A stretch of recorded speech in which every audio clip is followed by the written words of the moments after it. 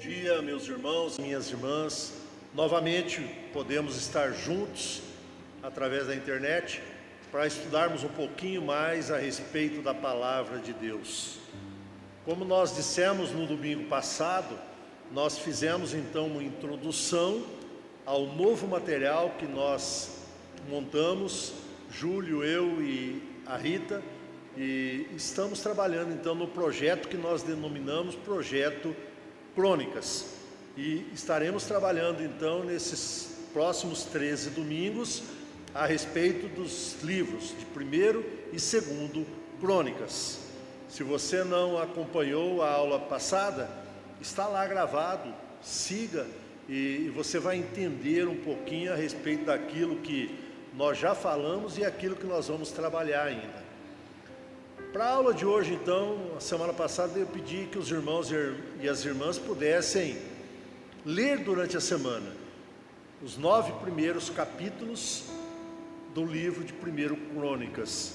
Eu sei que muitas vezes é enfadonho, se você começar a ler a Bíblia pelos livros de crônicas, você vai realmente se cansar, mas, como eu expliquei, para tudo existe um propósito.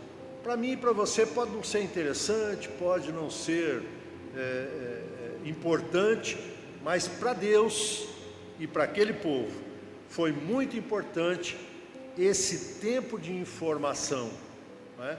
Para que a gente pudesse hoje saber da forma como Deus trabalhou desde o princípio, Adão, Eva, até o tempo de Davi. Muito bem. E nós vamos então denominar, o nosso enunciado para esta aula é o valor das ligações históricas, a aula número 2. A história então produzida por Deus é com frequência uma história já predita por Ele, né? Tudo está estabelecido no plano eterno do Pai Celestial. Deus é o Senhor dos eventos históricos, mas Ele usa pessoas comuns, como eu, como você, como tantos outros homens e mulheres de Deus do passado, para quê? Para realizar os seus feitos no mundo.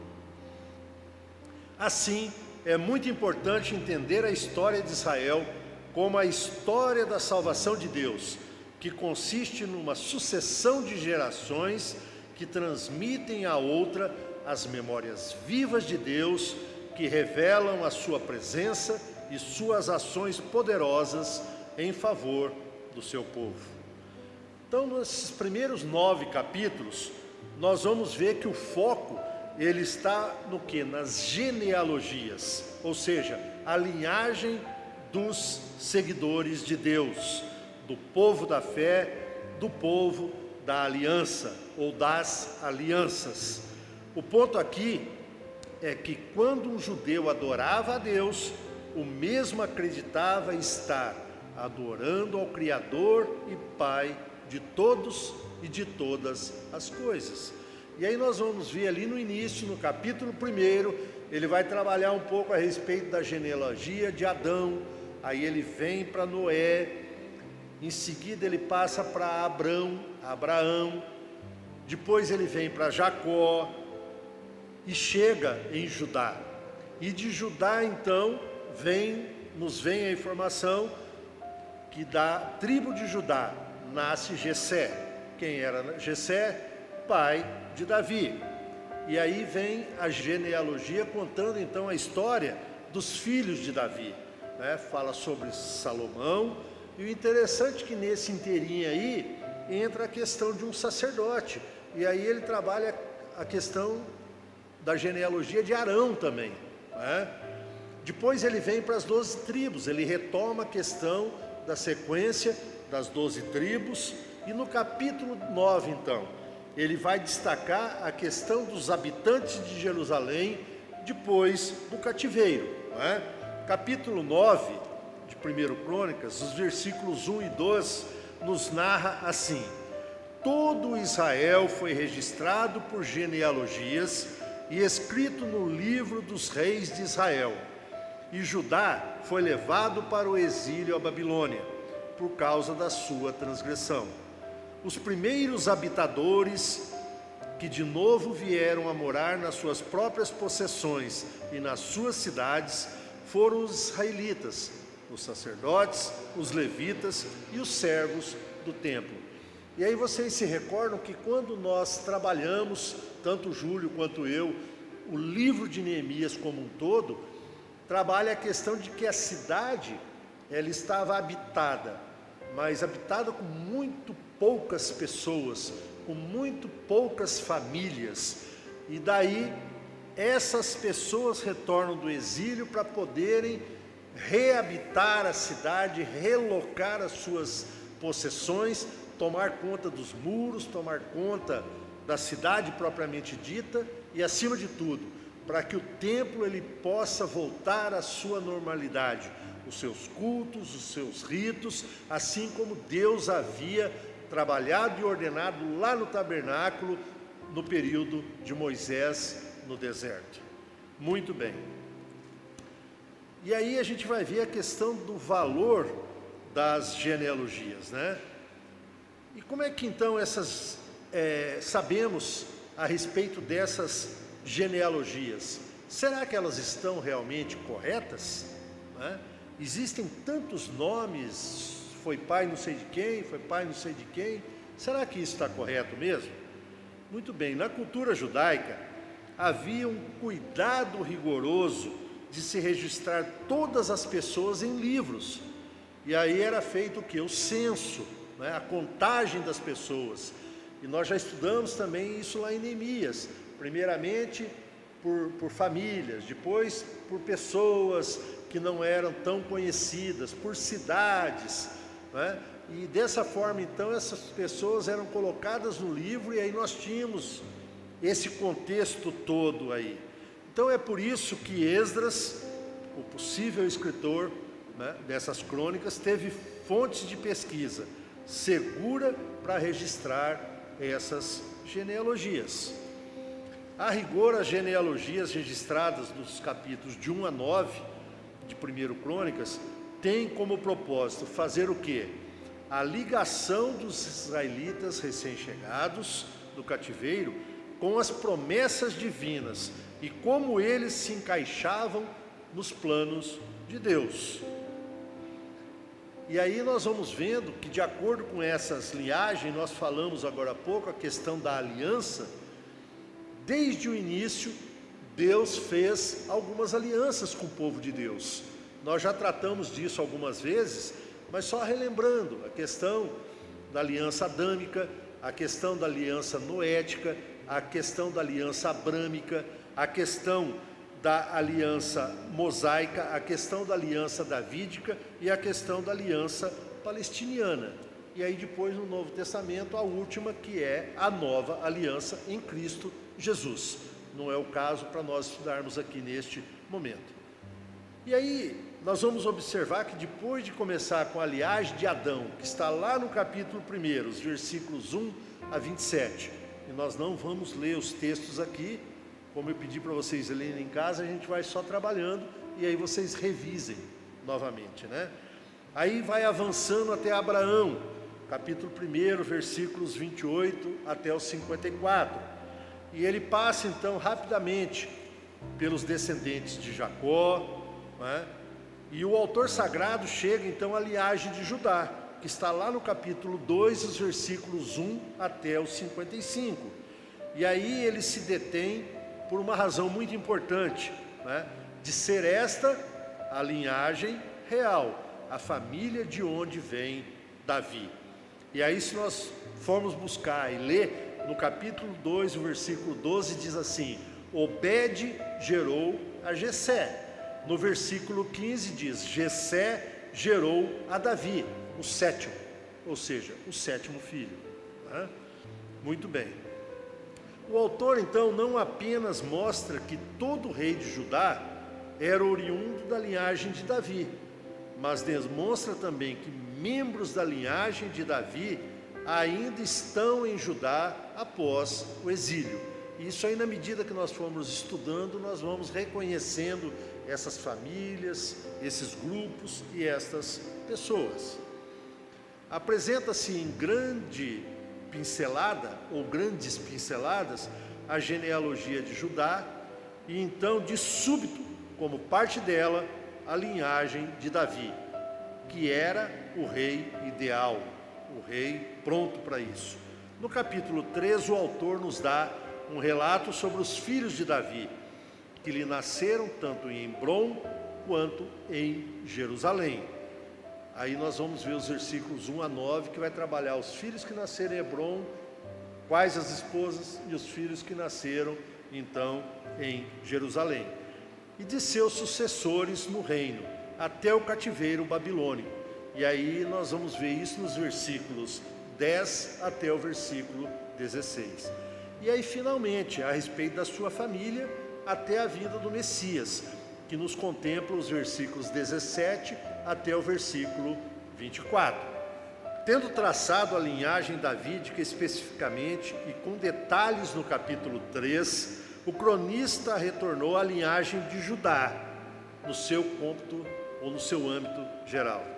E aí no capítulo 4, o intuito foi de promover o quê? Informações genealógicas e geográficas, e mostrar a proeminência do papel do clã davídico de Judá entre todas as tribos, trabalhando primeiramente com a tribo de Judá e apelando para a antiguidade de sua residência em sua área determinada.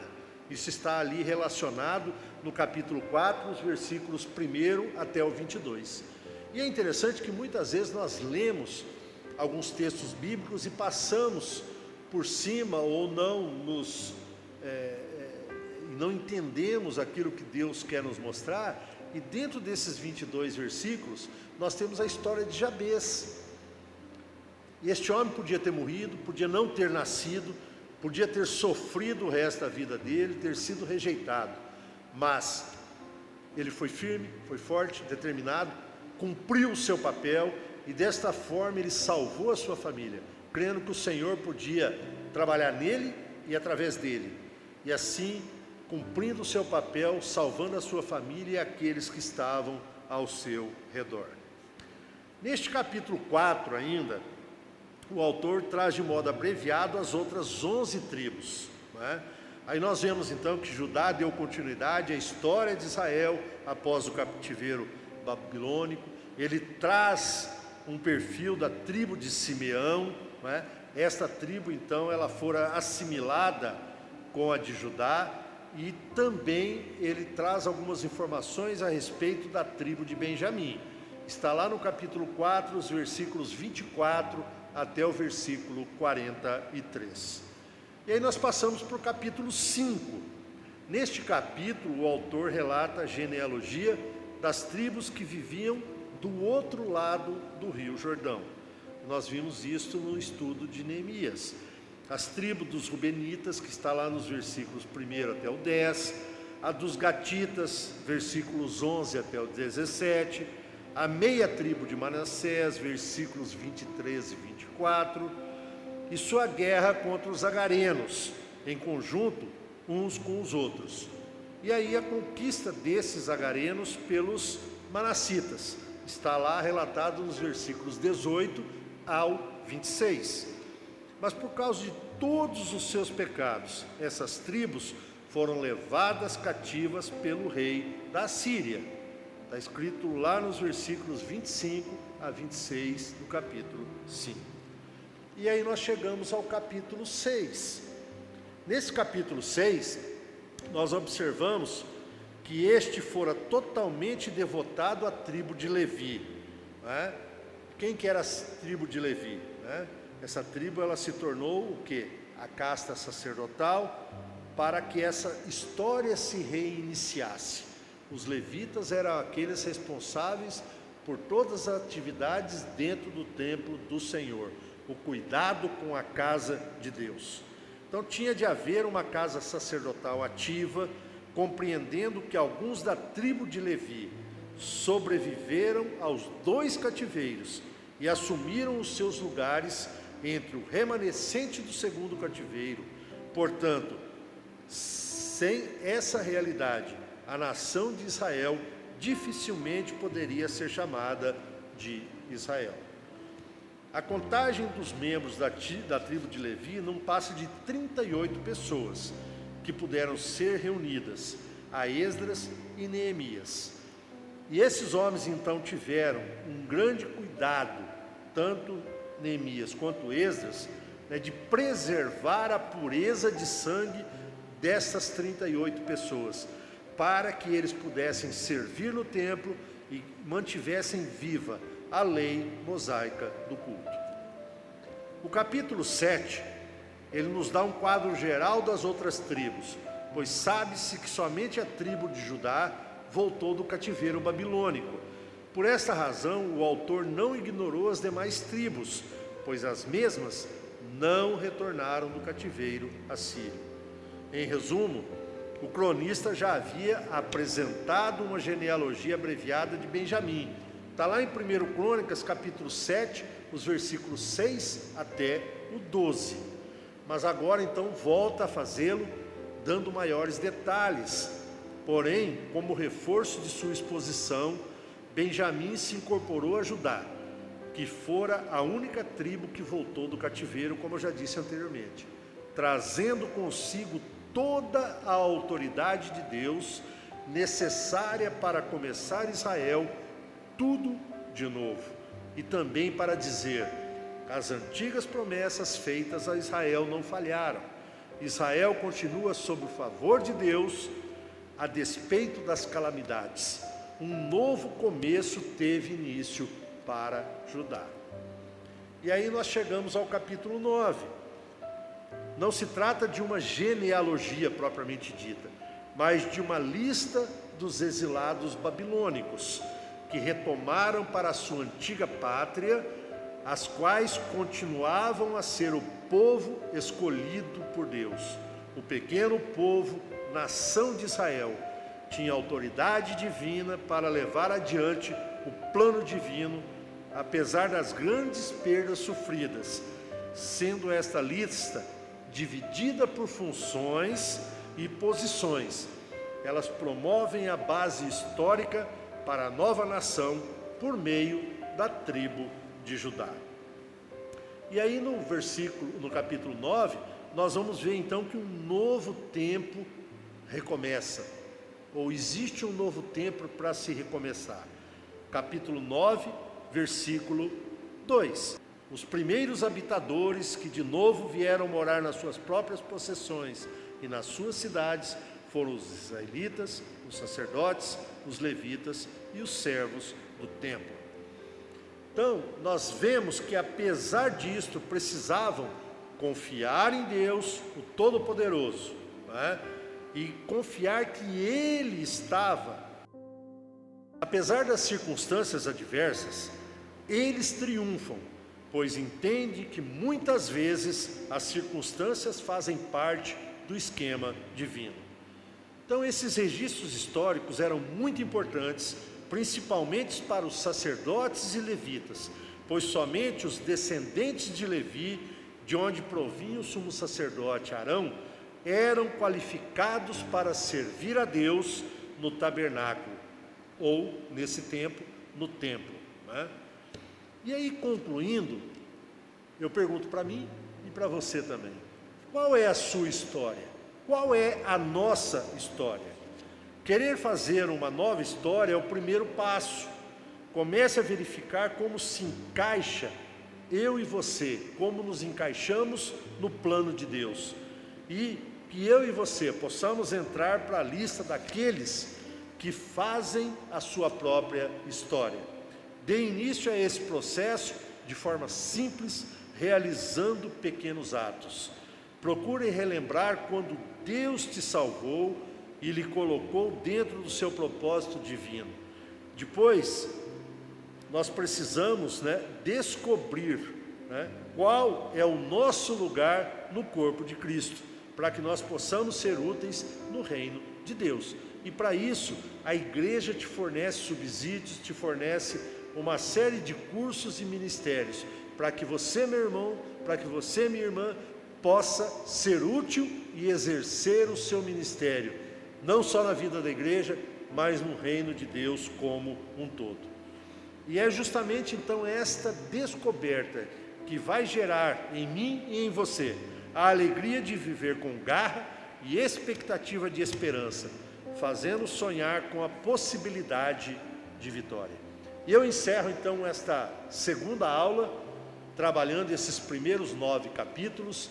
No próximo domingo, o professor Júlio, então, ele dará continuidade a essas aulas, e esperamos que nós tenhamos conseguido aí nas entrelinhas passar um pouco a respeito dessa retrospectiva bíblica, né, para que a gente possa entender onde aquele povo estava na história e onde eu e você estamos na história de Deus. Uma boa semana, que Deus continue abençoando a sua vida, seja uma semana cheia de bênçãos em nome de Jesus. Até o próximo domingo.